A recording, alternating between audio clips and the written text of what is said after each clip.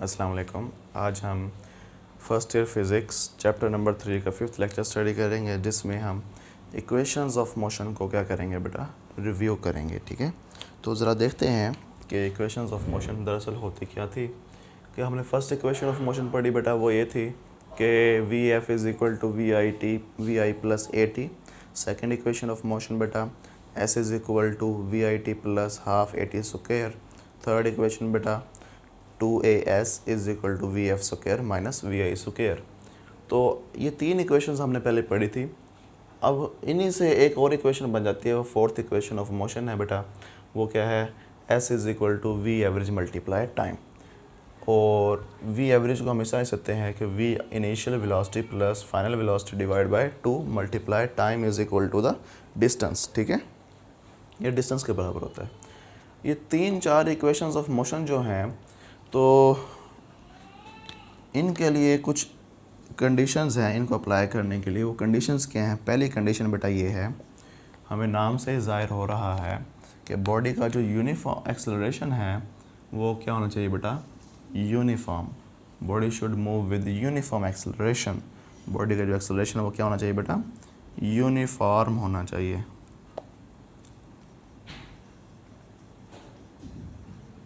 दूसरा बेटा, बॉडी की जो मोशन है वो लीनियर मोशन होनी चाहिए, अलोंग द स्ट्रेट लाइन। क्या होनी चाहिए बेटा, along the straight line. Motion of the body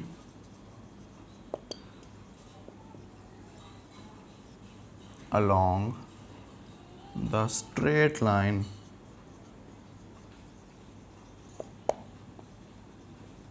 ठीक है, और motion of the body along the straight line का मतलब ये है कि बॉडी की मोशन की डायरेक्शन चेंज ना हो।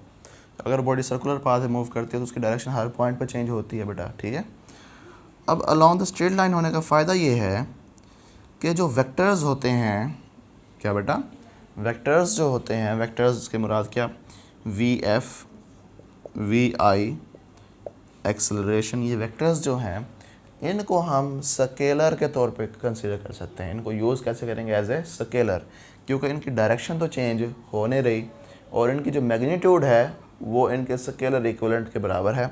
यानी कि वी एफ की जो मैग्नीट्यूड होगी वो स्पीड के बराबर होगी, इनिशियल वेलोसिटी की भी जो मैग्नीट्यूड होगी वो भी स्पीड के बराबर होगी। डायरेक्शन की कोई चेंज हो नहीं रही, एक्सेलरेशन की मैग्नीट्यूड ही होगा, डायरेक्शन तो हम चेंज कर ही नहीं रहे। तो फिर हम इनको, इन वेक्टर्स को मैनिपुलेट करेंगे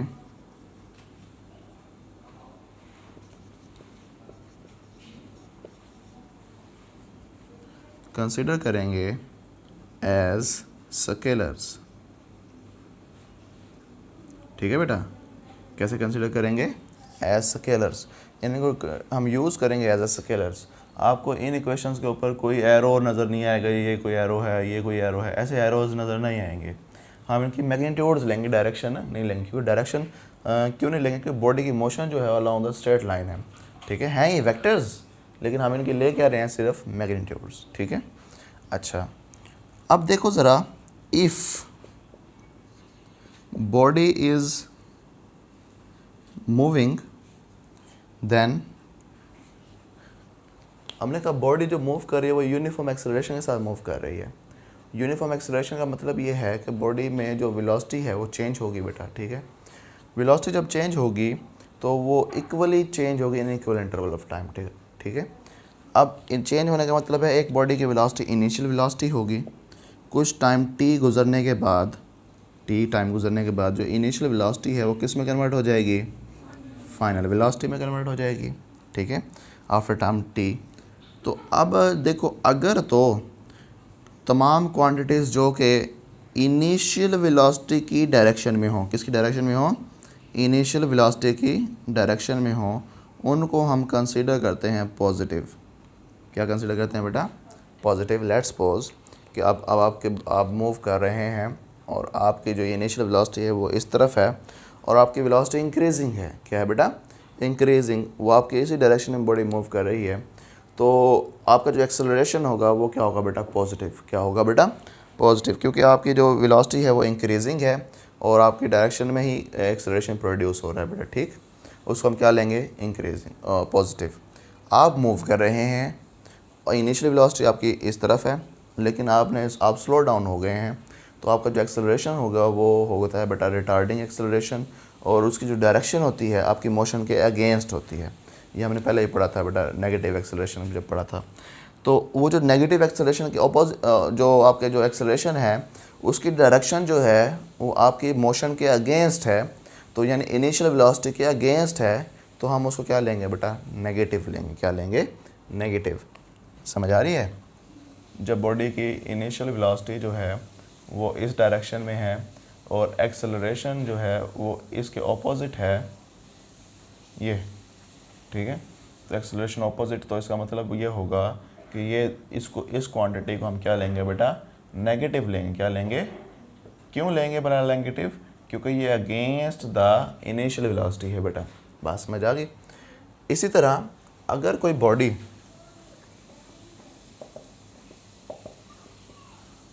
बॉडी ऐसी मीडियम से, ऐसी जगह से पास हो रही है जहाँ पे रेजिस्टिव फोर्स, एयर रेजिस्टेंस क्या हो बेटा, ज़ीरो हो। क्या हो बेटा, एयर रेजिस्टेंस ज़ीरो हो, तो फिर वो जो बॉडी फॉल कर रही थी नीचे की तरफ उसको कहेंगे फ्रीली फॉलिंग बॉडी।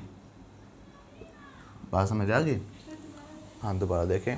अब एक चीज़ ऊपर से नीचे की तरफ गिर रही है और वहाँ पे हमने एयर रेजिस्टेंस को क्या कर दिया, ज़ीरो किया हुआ किसी तरह, या हमने कंसीडर किया उसको एयर रेजिस्टेंस ज़ीरो। जो चीज़ नीचे गिर रही है उसको क्या कहते हैं बेटा, फ्रीली फॉलिंग बॉडी। उसके ऊपर नेट फोर्स क्या लग रही है बेटा, ज़ीरो। क्या लगती है बेटा, ज़ीरो। अब एयर रेजिस्टेंस जब होती है ना, तो एयर रेजिस्टेंस को बॉडी को ऊपर की तरफ पुश करती रहती है, अगेंस्ट द मोशन बेटा उसके ऊपर फोर्स लगाती रहती है। समझ आ रही है? जब अगेंस्ट द मोशन फोर्स लगती है तो उसके ऊपर बॉडी के ऊपर नेट फोर्स ज़ीरो नहीं रहती। बात समझ आ गई? तो बॉडी फ्रीली फॉलिंग बॉडी नहीं होती। जब बॉडी फ्रीली फॉलिंग बॉडी होती है, जो उसका एक्सेलरेशन होता है वो ग्रेविटेशनल एक्सेलरेशन के बराबर होता है। तो फिर हम ए जो एक्सेलरेशन होता है उसको रिप्लेस कर देते हैं किसके साथ बेटा, ग्रेविटेशनल एक्सेलरेशन के साथ, और इसकी जो वैल्यू होती है वो होती है 9.8 मीटर पर सेकंड स्क्वायर। हर जगह इतनी नहीं होती, ये close to the earth surface इतनी वैल्यू होती है बेटा। बात समझ आ गई? क्योंकि ग्रेविटेशनल एक्सेलरेशन जो है डिपेंड करता है किसके ऊपर बेटा, हाइट के ऊपर। G is equal to Gm/r+h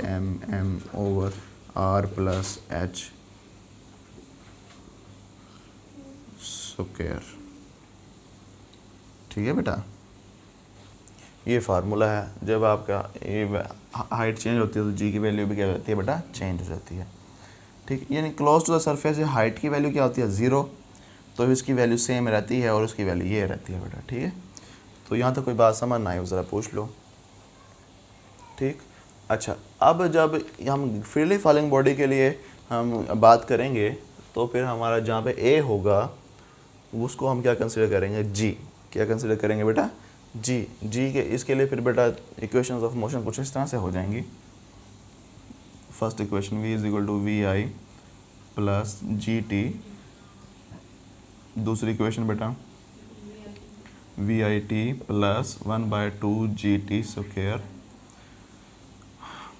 और ये h जो है ये s जो है ये हाइट में कन्वर्ट हो जाएगा, और इसी तरह 2gh is equal to V F square minus we I square.